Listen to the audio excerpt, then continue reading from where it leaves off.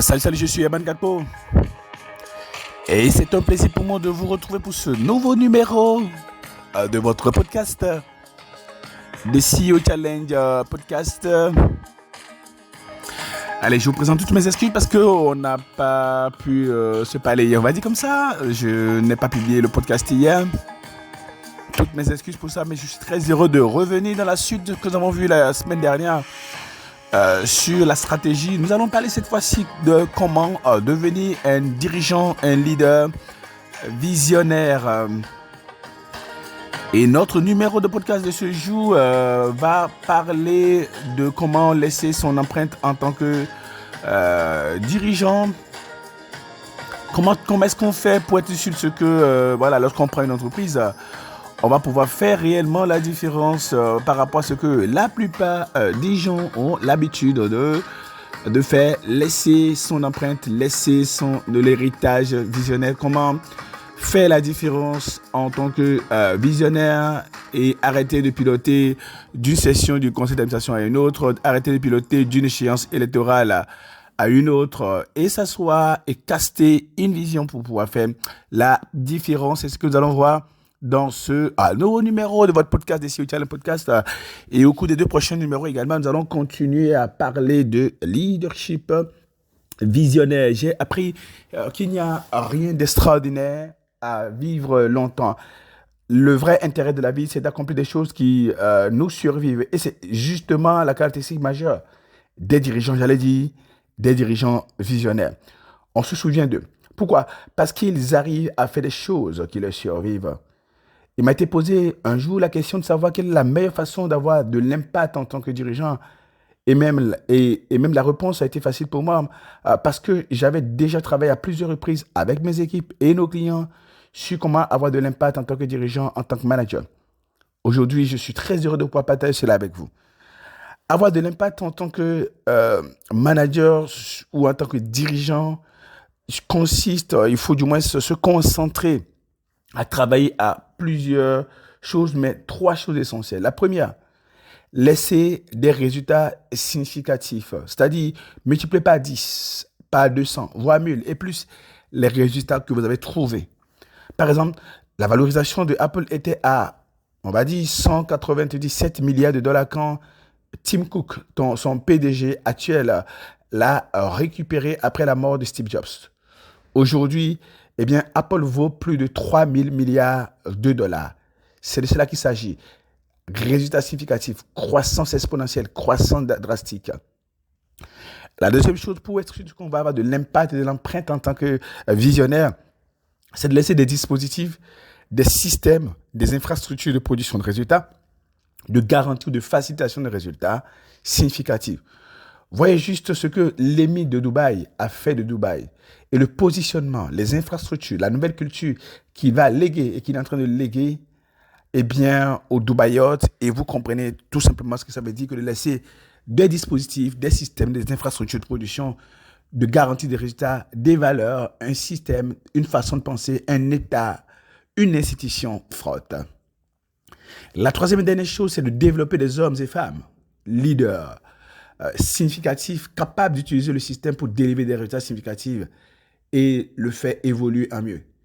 Si tout ce que vous avez construit doit s'écrouler, il faut considérer que vous n'avez rien bâti. En revanche, si tout ce que vous avez construit ne doit pas s'écrouler, il faut des hommes forts qui vous remplacent et qui les pérennisent. Et une des choses que les visionnaires font, c'est qu'ils s'assurent de ce qu'ils créent des choses qui font la différence. Je me rappelle le président Jean Kakou Diago qui disait à ses DG, je veux que vous soyez meilleurs que moi. Je vous veux meilleur que moi. Voilà, ce sont les indicateurs de la performance des leaders visionnaires. Des résultats significatifs, des systèmes significatifs et des hommes et femmes significatifs qui peuvent le remplacer, pérenniser le rêve, réaliser complètement et définitivement la vision. Ce sont ceux-là que vous devez développer l'obsession quotidienne de réaliser. Oui, on sait qu'un dirigeant a fait un travail extraordinaire après son passage lorsqu'il optimise l'organisation de façon significative. Si le business ne continue pas de performer, de dominer son marché après votre passage, il y a de fortes chances que vous n'ayez rien bâti. Si votre organisation, votre pays ne continue pas d'avoir un nom, lorsque vous trépassez, c'est que vous n'avez rien fait d'extraordinaire. Ce n'est pas une organisation. Une organisation survit et surperforme par rapport à son dirigeant. C'est ça qui montre qu'il est un visionnaire. C'est ça qui montre qu'au-delà de lui-même, il y a une vraie vision derrière son engagement et qu'il a su transmettre cela aux hommes, aux autres, à ces hommes et ces femmes. Pour y arriver, il doit se concentrer et assurer durant son passage ce qui suit. 1. Une progression significative des performances, avec un repositionnement significatif pour rejoindre par exemple le peloton de tête en général, le top 3, voire le top 1 au niveau national, régional et mondial. De la solidité et de la durabilité architecturale, grâce à une transformation culturelle, un réseau, un dispositif, des systèmes significatifs, optimisés, souvent renforcés, réadaptés, qui survivent au temps et à la concurrence, avec du conservatisme et de l'adaptation réaliste et de l'agilité en même temps. De la transmission automatisée, grâce à un dispositif, des programmes et un leadership modèle huilé qui permettent d'assurer le transfert de l'état d'esprit et d'une génération, et de l'expertise, j'allais dire, d'une génération de managers et de dirigeants à une autre génération, afin d'assurer la continuité de la progression et la solidité architecturale. Et n'importe qui peut devenir un visionnaire, pour qu'il tienne à réaliser des choses qui lui survivent, à laisser dans un état meilleur ceux qui les a trouvés. Même un chef de service qui prend un service ou s'apprête à prendre un service, c'est ce qui doit absolument caractériser son empreinte managériale. Ce qui veut dire qu'il doit s'atteler chaque jour à optimiser les performances de façon significative, à créer des dispositifs qui vont lui permettre de pouvoir renouveler les performances par lui-même ou par ses collaborateurs et être en train d'inspirer, de former, de développer les futures générations de managers qui vont prendre le relais et faire les choses autant que lui et mieux que lui. C'est ainsi qu'il laissera un héritage managérial à fort impact. Vous allez me demander si c'est aussi simple. Pourquoi la plupart des dirigeants ne parviennent pas toujours à léguer un si bel héritage? Eh bien, il y a deux choses importantes ici. Il y a les dirigeants mercenaires et chasseurs de primes, de satisfaction personnelle, les carriéristes ou les dealers, comme on dit. Ceux-là, ils ne construisent pas. Ils fragilisent et ou détruisent les dispositifs pour faire les résultats de court terme et après eux, c'est le déluge. Ensuite, il y a les dirigeants qui savent que se nourrir constamment de l'obsession de bâtir quelque chose qui délivre les performances, profite aux autres au-delà du profit immédiat qu'ils en tirent eux-mêmes. Ceux-là ont la conscience et l'engagement de bâtisseurs, de visionnaires. Avant que je ne vous pose pour vous quelques questions qui vous permettront et qui permettront à quiconque de laisser et développer cet élan visionnaire, je voulais partager avec vous deux réflexes que j'ai développés en suivant les formations de John C. Maxwell et qui permettent de développer l'art de la construction visionnaire et la capacité concentrée d'une organisation à impacter. 1. À chaque fois que je dois faire un travail, je dois me demander qui dois-je former pour le faire prochainement à ma place. Cela va m'obliger à inspirer et former d'autres pour pérenniser mon résultat, pour pérenniser mes exploits. Vous pouvez devenir un visionnaire rien qu'avec ça. Deuxième chose, à chaque fois que tu finis de réaliser un exploit, demande-toi quelles étapes, quelles méthodes, quelles règles et outils m'ont permis de réaliser cet exploit et que je dois transformer en un dispositif ou système à transférer à mes collaborateurs.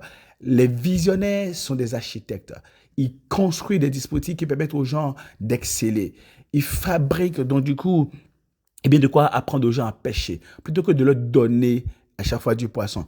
Vous allez contribuer à la solidité architecturale, développer des systèmes qui contribueront à perpétuer ainsi votre excellence lorsque vous cherchez à construire des systèmes qui permettent de produire les types de résultats que vous avez réussi à produire. C'est ce que les visionnaires font tout le temps. Si vous pouvez déjà vous poser constamment ces deux questions et répondre de façon concrète, vous allez entrer dans l'approche, on va dire, et de la capacité visionnaire à impacter en tant que dirigeant. Rien qu'en traitant la première question, vous saurez déjà développer des hommes significatifs, développés par la formation. Et si vous répondez à la deuxième question, vous laisserez des systèmes significatifs. On dira que vous avez été un visionnaire, un bâtisseur. Ensuite, vous pouvez davantage structurer votre capacité d'impact visionnaire et d'empreinte visionnaire et faire de sorte qu'on se souvienne de vous, de votre passage, de votre impact en tant que dirigeant en répondant et en traitant les points suivants. Qu'est-ce que je veux faire du business, de l'organisation, de l'unité qu'on m'a confiée ou que j'ai créé? si vous êtes à votre propre compte? Qu'est-ce que je fais du business, de l'organisation, de l'unité qu'on m'a confiée ou que j'ai créée si vous êtes à votre compte? Deuxième question, au-delà de relever les défis immédiats, au-delà d'être réélu aux prochaines sessions électorales, au-delà d'avoir une promotion, au-delà d'avoir mon mandat à reconduire, quel héritage je veux laisser? Troisième question. Comment j'aimerais qu'on se souvienne de moi en tant que dirigeant et bâtisseur à la tête qui est passé ou qui sera passé à la tête de cette organisation, de ce business, de cette unité? Quels sont les points, les focus, les leviers, habitudes à développer pour forger la construction visionnaire durable? Quelle est ma feuille de route pour bâtir un business durable, une organisation, une unité ultra performante qui performe au-delà de mon existence? Oui, on peut devenir visionnaire en s'attelant à traiter ces questions. La plupart des gens disent que les choses sont relatives. Et je réponds toujours que tout est une question d'approche. Si vous pouvez vous atteler à utiliser une approche comme celle-là, vous allez devenir un dirigeant visionnaire bâtisseur.